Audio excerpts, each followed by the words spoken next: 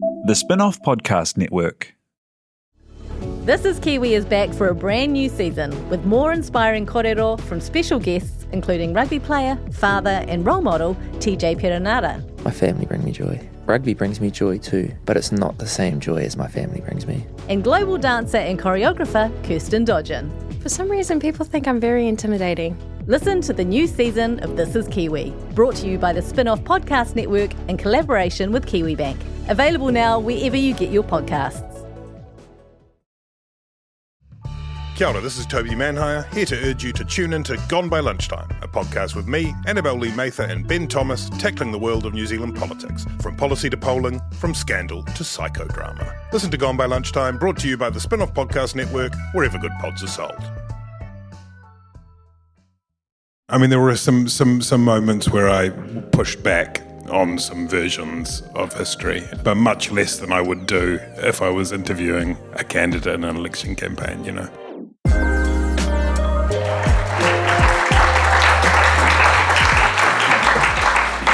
Kia ora koutou. Welcome to a very special live recording of Behind the Story, a weekly podcast where I talk to spin-off writers and contributors about their big stories and how they came to be. Today I'm talking to the Spinoff's editor-at-large, Toby Manhire, who was the host, researcher, executive producer and many other things on our brand new podcast project, Juggernaut, the story of the fourth Labour government. Juggernaut is a 6-part series looking back on 1984, the iconic snap election, and the Labour government's actions that resulted in momentous social, cultural, and economic changes to our country. It's a comprehensive account of a crucial period in New Zealand history, both politically and socially. And Toby spoke to more than 20 key figures of that time, from Roger Douglas to Marilyn Waring, Geoffrey Palmer to Fran Wild, who cast their minds back a full 4 decades to reflect on the fourth Labour government and its impact still felt today. So Toby, this is not an unambitious project. When the idea, let's do a podcast about 1984 and the fourth Labour government, was first floated at the end of last year, did you have in your mind a sense of how you wanted to tell it and why you felt like it needed to be told? Kia ora, mate. Kia ora tātou. Kind of. We'd been throwing this idea around in the mix for some years, whether or not there was a way we could tackle this story.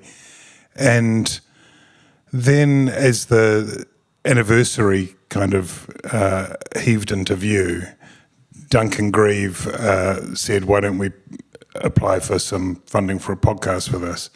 And the interesting part of this, which probably goes to the first part of your question, is that he had done an interview on a separate subject recently with Hekia Parata, who most of us know as a minister in John Key's government. But it turned out they'd got talking, and it turned out that she had a front row seat to much of what happened in the fourth Labour government. She spoke at Hui Taumata, which I was to learn was this really important Māori Economic Development Summit in 1984. She was in Foreign Affairs when the last ANZA Summit was held in New Zealand a couple of days after the 84 election. She was at the James Cook Hotel trying to get things organised. She taught George Shultz indirectly how to do a porphyry, all that sort of stuff. And then she went to Washington, D.C., and so on and so on. And then eventually she came back to New Zealand and worked as the first Māori advisor to the Prime Minister over some pretty tumultuous years. And so that kind of encouraged me to think there are still some ways of telling this story that haven't been told before, because, boy, this story has been told a number of times. It's been trodden over. And yet, interestingly, I think when we talked about it in this office, we were surprised by how many sort of younger people weren't necessarily familiar with it. So that was the other impulse. We can tell it a bit differently. We can tell it in a format that is relatively new, in which you can tell stories differently, and hopefully we can tell this story to a new audience as well.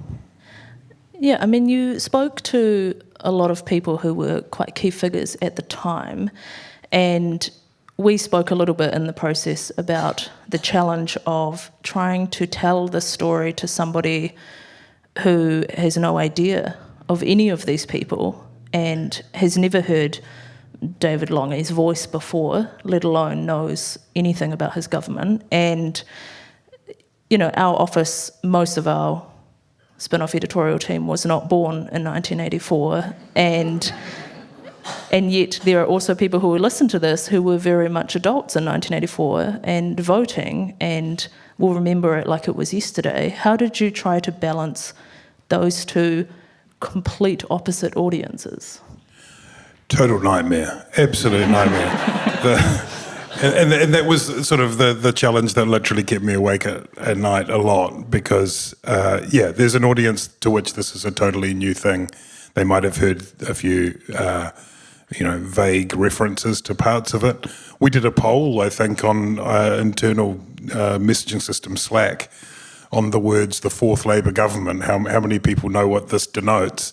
Most people didn't know it, and then stubbornly we put it in the title anyway. I don't know what that's about. Sophie Dowson, who's the brilliant producer of this podcast, was just reminding me that when we had our first editorial meeting, we all had to say how old we were in 1984, and she was -5. So that was very helpful actually to have people who don't have. I mean, I was 9, and I just have a kind of very dusty vestigial sense of it rather than anything detailed. But it was very hard. I don't know whether we've done it. We've got in this room some people who, witnessed this firsthand. I mean, there's Ken Richardson, there's George Andrew, there's Susan St. John, Bob Harvey in this room right now. They know, I mean, you were very generous before. Duncan was saying that I know more than some ministers. Absolutely not. They know a fuckload more than me about the story. And that's daunting because you don't want to mess that up. But at the same time, you want to, and hopefully they will be reasonably forgiving in their assessment of it, because you want to be able to introduce the story to a new audience at the same time. Well, you were learning all of this from the many, many books that were piling up on your desk, seemingly an extra one every time I walked past it each day. So you were sort of learning this over again, or fresh, and you're talking to people who were around at the time and working at the time and asking them to remember things that happened 40 years ago, which I think in journalism we would say anything that happened more than 40 hours ago, there's memory issues that you've got to factor in. How was that asking people to kind of recall these events that maybe you had just read about and hoping to get it from people who were there? What were the sort of challenges in ideally wanting something from a first-person account versus you as the host? From a practical standpoint, I was very conscious how generous it is of people to come into our studio, or in many cases allow T.I. here and I into their homes to talk to them. And, the people in their 80s who, it's nearly 40 years, so that's the reason we're doing it. You can't expect crisp, clear memories a lot of the time. So one of the things that I did is make it clear that I wouldn't normally for an interview with a politician say provide question lines, but I provided quite a basic framework of questions to try and jog the memory and all that sort of thing. Even given that, again, there's an interesting thing that happens sometimes. It's a bit like, I suppose, when you sometimes think you've got a childhood memory, but all you've got a memory of really is a photograph or your own parents telling you that story. And I think these things have a tendency to calcify over time a bit.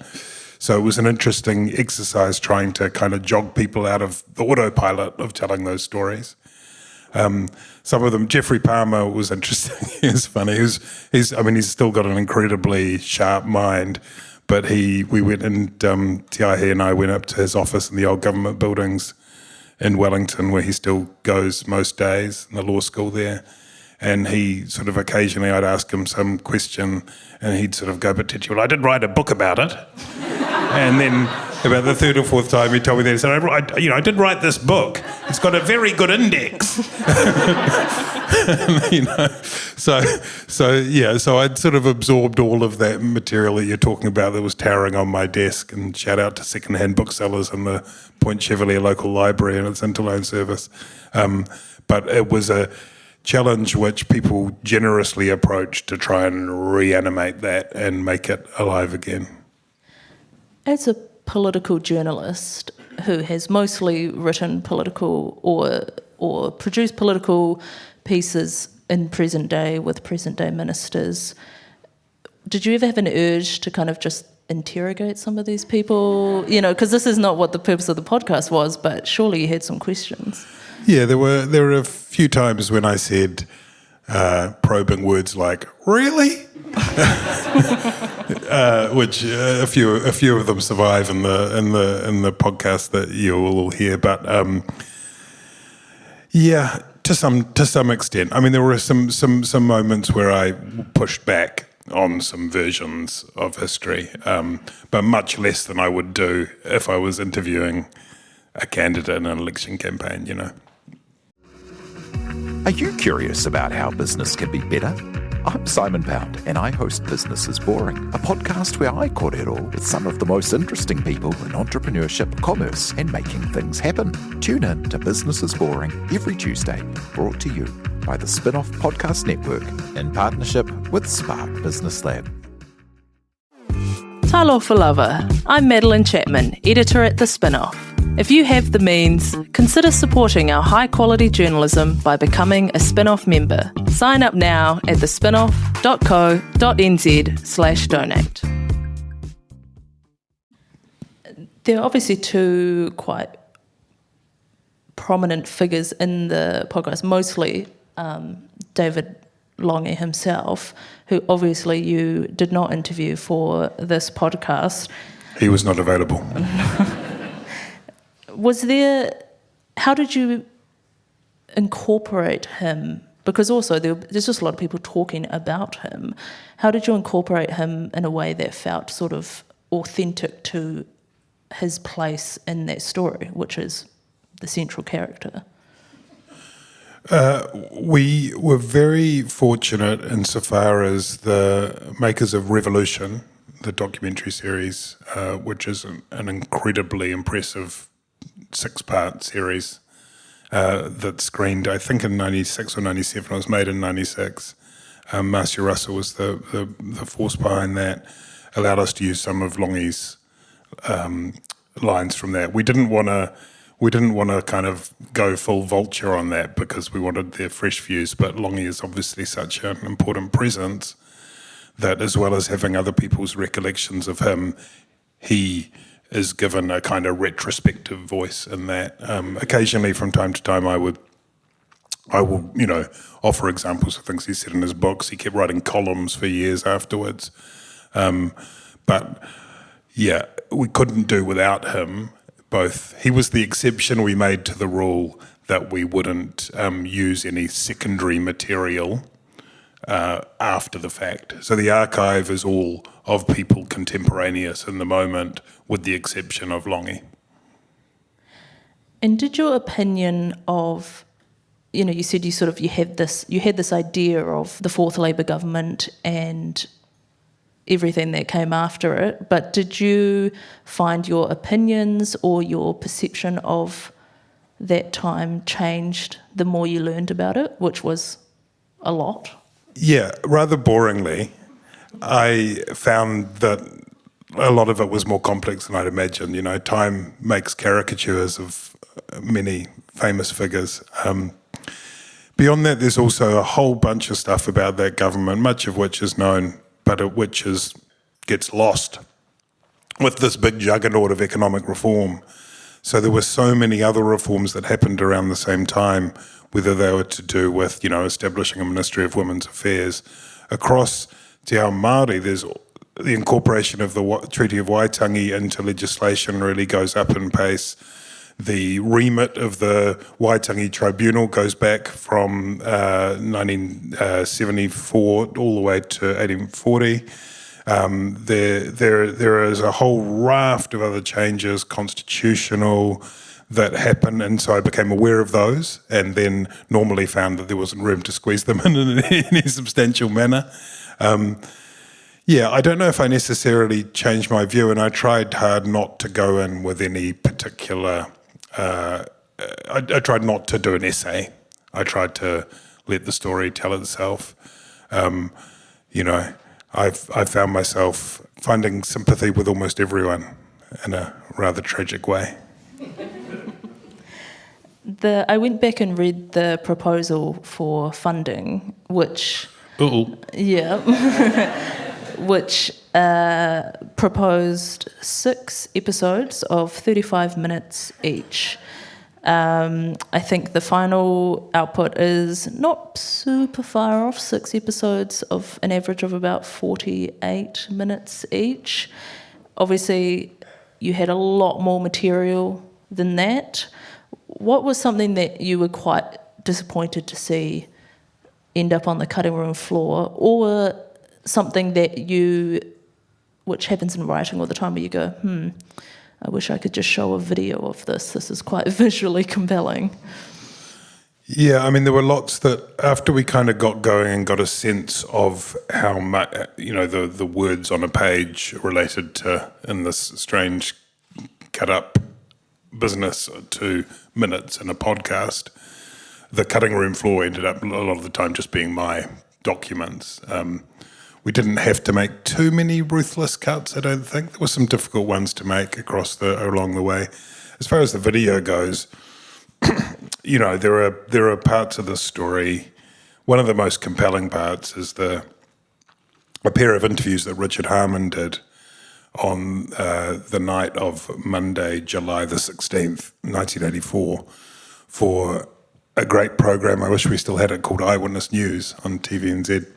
And Harman had managed to work out that Muldoon, who wasn't answering the phone out at Vogel House in the Hut, was there, and managed to negotiate that he would go out and interview him. Raced out, had to go into town first because the cameraman wanted to sell some tickets to the Wellington Film Festival, and then raced up State Highway 2 to Vogel House, interviews Muldoon, then radios back on the way back, making sure that Lange is in place in the Beehive studio so that they can play Lange this extraordinary piece of television in which Muldoon refuses to release his grip on power, refuses to devalue the dollar. Most of you know this part of the story. And then plays it to Lange, and then Lange gives his own interview in which he kind of goes up a level as a statesman, really. And it makes great radio, and Richard Harman tells the story, which is a different way of absorbing it. But to see those interviews together, and you can on New Zealand on screen, it's just, I think it's the most amazing political television New Zealand's ever seen. So there are a few moments like that where I wish we could flip up a screen on the podcast and show them to the audience. It's incredible that Richard Harman is still doing that today. He's incredible, real dynamo.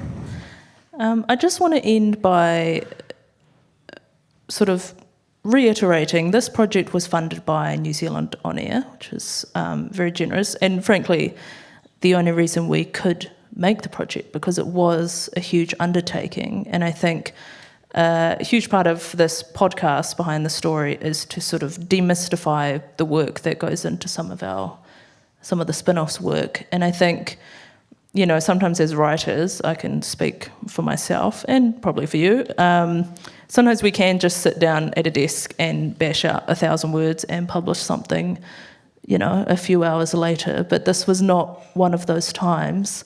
If you had to be brutally honest with yourself and assess how much time you put into this project, where do you think that number would end up? I don't know. A good part of my waking hours since Christmas, really. It's so rewarding though as a project, and it's one of those things. If you try and do the formula on the hours spent versus the output, I don't know. It's probably going to reach more eyeballs if I write 800 words on something that has happened in politics today that we publish tomorrow. But that's a bit of a bogus economy, I think. So something like this, which involves doing a whole lot of reading for many months, a whole lot of conversations with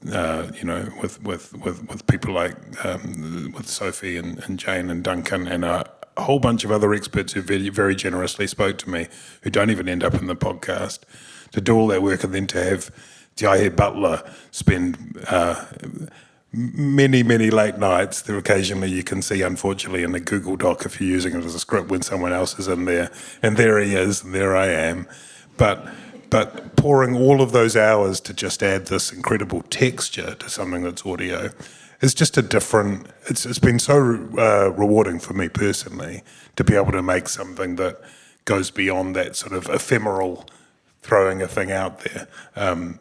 But yes, it takes an enormous amount of time, and we're lucky to have Spinoff members that can allow us that privilege, I guess.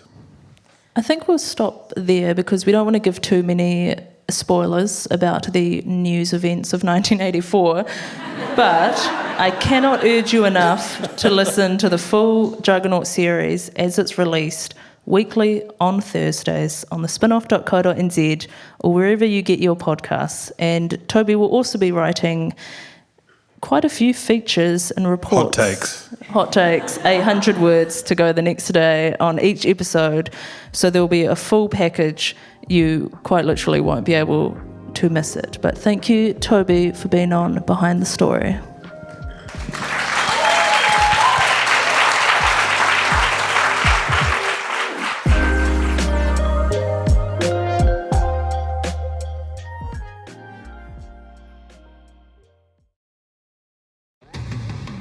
Do you find it hard staying optimistic with all the financial news in the media? I'm Bernard Hickey, and on my podcast, When the Facts Change, I'm here to help you navigate the ever-changing landscape of economics in Aotearoa. So join the conversation every Friday on When the Facts Change, brought to you by the Spinoff Podcast Network in partnership with KiwiBet.